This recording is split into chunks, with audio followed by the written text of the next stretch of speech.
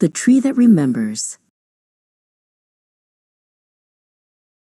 In the heart of the African savanna stood Muti, a baobab so ancient and vast she was called the mother tree. Her branches were like strong arms reaching for the sun, and her hollows gave shelter to bush babies and hornbills. Her bark held the stories of seasons, and her roots drank deep from the earth, sharing water with all who were thirsty. She was the heart of the woodland, and all life thrived in her shade. But a young man named Tano did not see a mother tree. He saw only wood. With his sharp axe over his shoulder, he looked at Muti's great size and thought of the many coins he could earn. "One tree could feed my family for a year," he muttered, his eyes gleaming not with wonder, but with greed. The song of the hornbill was lost to the jingle of imaginary coins in his head. Tano walked to the base of the great tree. The woodland fell silent.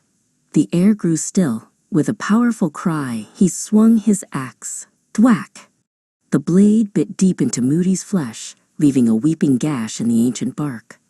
Animals scattered, and Koko the hornbill cried out in alarm, flying from his nest with a frantic beat of his wings. Before Tano could lift his axe for a second blow, the sky turned a bruised purple. A sudden, violent wind whipped through the grass, and rain fell in heavy, cold sheets. It was a storm that seemed to come from nowhere. Startled by its fury, Tano dropped his axe and fled, seeking shelter from the sky's sudden anger. The storm raged and then passed, leaving the air clean and cool. The axe lay where it had fallen, forgotten in the soaking grass.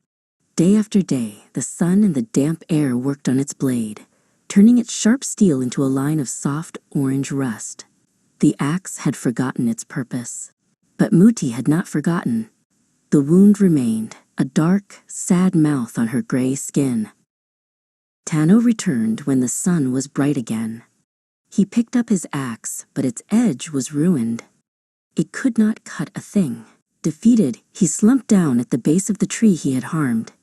As he sat, he saw a mother elephant guide her calf to Muti's trunk, drinking the water the tree had stored.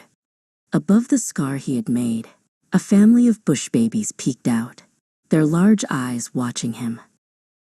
For the first time, Tano truly saw the tree. He saw the life that it held, the shelter it gave, the water it shared. This was not a thing to be sold. It was a home. It was a mother. A deep, aching shame filled Tano's heart. He reached out and gently touched the edges of the wound he had made, his heart whispering an apology that his lips could not speak. From that day, Tano became Muti's guardian.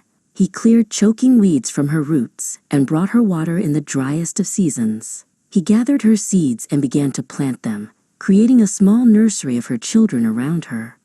The animals, sensing the change in his spirit, began to see him not as a threat, but as part of the woodland's family.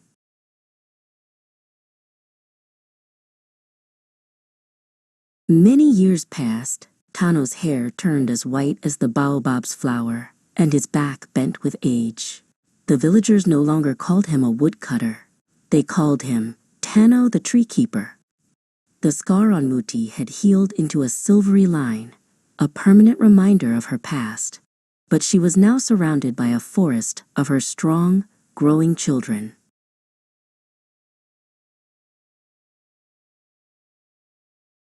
"Elder Tano," the young boy asked, "why does the mother tree wear a scar?" Tano looked from the boy to the ancient, silvery mark. He smiled a gentle, sad smile.